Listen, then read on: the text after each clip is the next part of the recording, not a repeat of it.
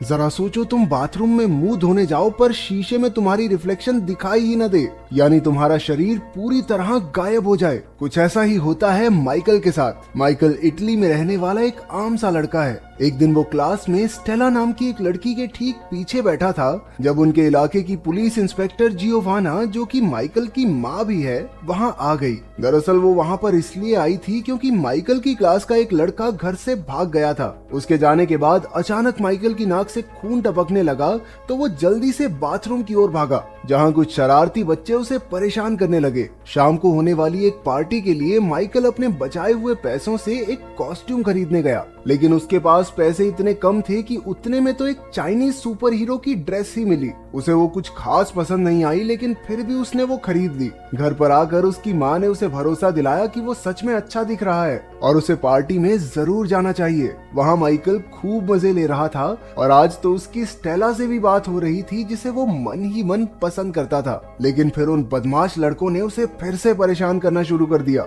और वो उनसे बचने के लिए भागकर बाथरूम में छुप गया। इस सब से परेशान होकर उसने जोर से कहा कि काश वो अदृश्य हो जाए। अचानक से लाइट चली गई और वो खिड़की से भागकर घर चला गया। अगले दिन उसके कुत्ते के भौंकने की आवाज से उसकी नींद खुली और जब वो बाथरूम में ब्रश करने पहुंचा तो उसने देखा कि वो शीशे में दिखाई ही नहीं दे रहा था। उसके कपड़े तो दिख रहे थे लेकिन उसका शरीर एकदम गायब। उसने जल्दी से सारे कपड़े उतार दिए। अचानक से उसकी माँ वहाँ आ गई, लेकिन जब उसे भी वो दिखाई नहीं दिया तो वो समझ गया कि वो अदृश्य हो चुका है और उसके अलावा उसे कोई नहीं देख सकता। उसने एक कागज पर लिखा कि वो आज जल्दी स्कूल जा रहा है और उसे अपनी माँ के पास रख दिया। कागज पढ़कर जियोवाना ने उसे फोन किया और गायब हुए माइकल ने कॉल उठाकर कह दिया कि हाँ मम्मी, सब बढ़िया है, मैं स्कूल पहुंच गया, मेरी चिंता मत करना। फिर वो अपने शरीर को पूरी तरह कपड़ों से ढककर स्कूल पहुंचा। इसके बाद उसने सोचा कि क्यों ना अपनी इस नई ताकत से उसे परेशान करने वाले लड़कों को सबक सिखाया जाए। वो अपने सारे कपड़े उतारकर स्कूल में घुस गया।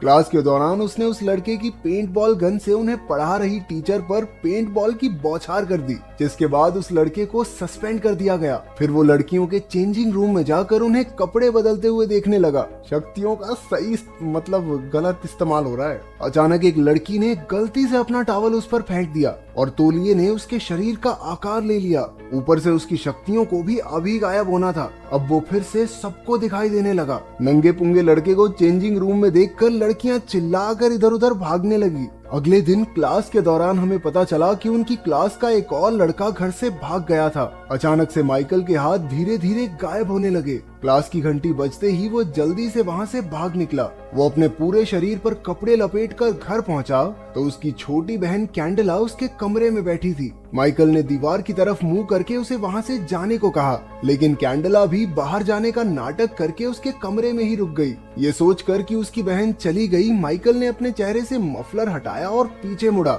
उसे देखकर कैंडला डर के मारे चिल्लाने लगी। माइकल ने उसे शांत किया और समझाया कि पता नहीं कैसे, लेकिन उसकी चाइनीज सुपर हीरो कॉस्ट्यूम ने उसे गायब होने की ताकत दे दी है। जब जियोवाना घर लौटी तब तक माइकल अदृश्य हालत में ही था। उसने अपनी माँ को फोन पर किसी से बात करते सुना कि माइकल असल में अडॉप्टेड है और कई साल पहले उसे कोई जियोवाना के घर के बाहर छोड़कर चला गया था। माइकल इस बारे में कुछ नहीं जानता था और वो दुखी होकर बाहर चला गया। जब वो अकेला बैठा झूला झूल रहा था तो स्टेला वहाँ आई। उसे लगा कि वहाँ शायद कोई भूत है, लेकिन वो बिना डरे साथ वाले झूले पर जाकर बैठ गई। क्या साइको लड़की है ये, भूत के पास कौन जाता है। स्टेला ने उसे अपना दोस्त बनने के लिए कहा। इस बात पर माइकल ने भी जमीन पर एक स्माइली फेस बना दिया। वो थोड़ी देर साथ खेले, जिसके बाद स्टेला वहाँ से चली गई। माइकल की नजर थोड़ा दूर खड़े एक आदमी पर पड़ी जो आंख गड़ाए उसकी ओर देख रहा था, लेकिन फिर पता चला कि वो तो असल में अंधा है। रात के समय माइकल स्टेला के घर पहुंचा। वो भी एक अदृश्य दोस्त बनाकर बहुत खुश थी। कुछ देर बाद उन्होंने एक दूसरे को किस किया, लेकिन अचानक माइकल की शक्तियां फिर से जाने लगी। इससे पहले कि स्टेला उसका चेहरा देख पाती वो वहाँ से भाग निकला। कुछ समय बाद स्टेला जिम्नास्टिक्स हॉल में अकेली प्रैक्टिस कर रही थी जब अचानक किसी ने उस पर एक डार्ट से हमला किया। जल्द ही वो बेहोश होकर गिर पड़ी। अपने घर पर बैठा माइकल ठान लेता है कि अब वो स्टेला को अपनी शक्तियों के बारे में बता देगा। वो अपने कुत्ते को घुमाता हुआ जिम्नास्टिक्स हॉल के पास पहुंचा, जहां उसने मुखौटा पहने एक आदमी को देखा जिसने स्टेला को अपने कंधे पर उठाया हुआ था। माइकल ने उसे रोकने की बहुत कोशिश की। उसके कुत्ते ने तो उस आदमी के हाथ पर काट भी लिया। लेकिन वो आदमी किसी तरह स्टेला को अगवा करके वहाँ से भाग निकला।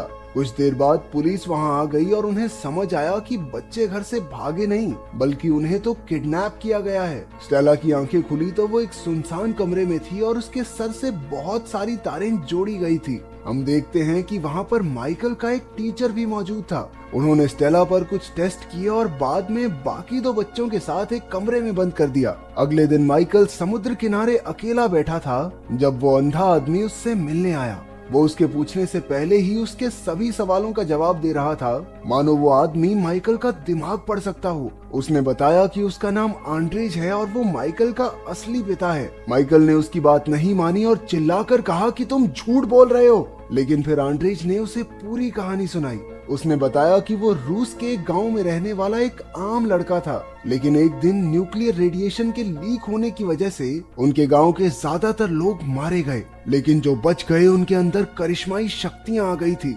इस बारे में पता चलते ही फौज ने उन्हें हथियारों की तरह इस्तेमाल करने का प्लान बनाया। वो उन पर खूब अजीबोगरीब एक्सपेरिमेंट्स किया करते। रिपोर्ट्स में पता चला कि आंड्रेज और माइकल की मां के अलावा वहां पर कोई भी बच्चे नहीं पैदा कर सकता था। जब माइकल का जन्म हुआ तो वो इन अनोखी शक्तियों के साथ पैदा होने वाला पहला बच्चा बना, लेकिन उसे एक अच्छा भविष्य देने के लिए आंड्रेज और माइकल की माँ उसे लेकर मिलिट्री कैंप से भाग निकले।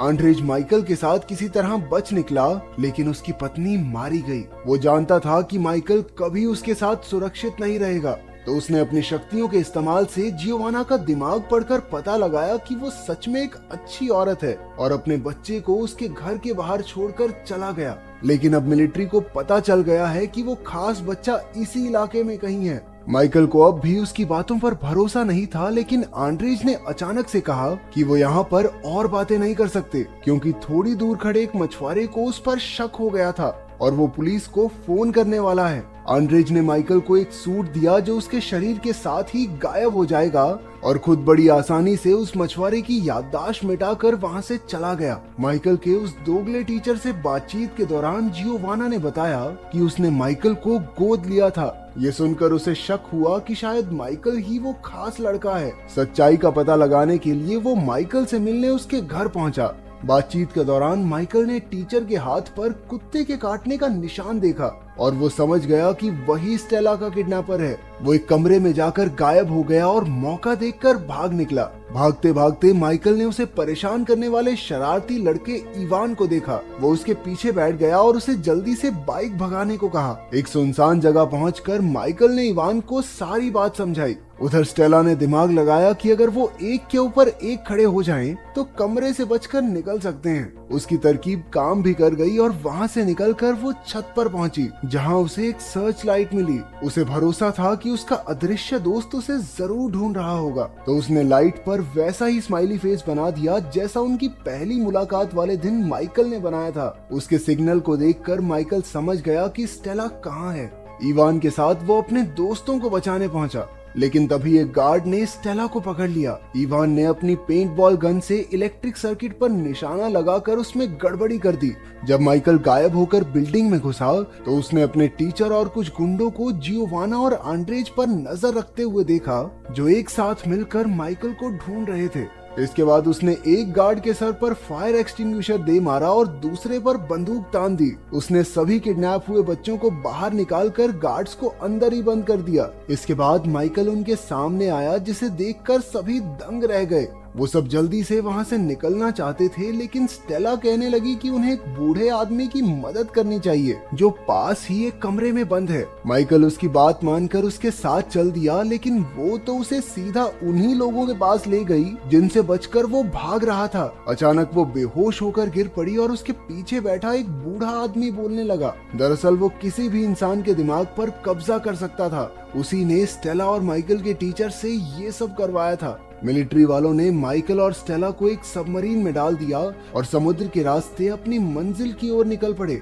दूसरी ओर आंड्रेज और जियोवाना वहां पहुंचकर इवान से मिले। बिल्डिंग को सेल्फ डिस्ट्रक्ट मोड पर लगा दिया गया था और अब कुछ ही सेकंडों में धमाका होने ही वाला था। उन्होंने जल्दी से अगवा किए गए दोनों बच्चों और माइकल के टीचर को भी बचा लिया, क्योंकि उस बेचारे की कोई गलती थोड़ी न थी। उसके दिमाग को तो बूढ़े अंकल ने वश में कर रखा था। वो सब धमाके से ठीक पहले बिल्डिंग से बाहर निकल गए दूसरी तरफ सबमरीन में माइकल को पता चला कि उसके पास सिर्फ गायब होने की शक्ति नहीं है, वो अपने दिमाग की ताकत से चीजों को हिला डुला भी सकता है।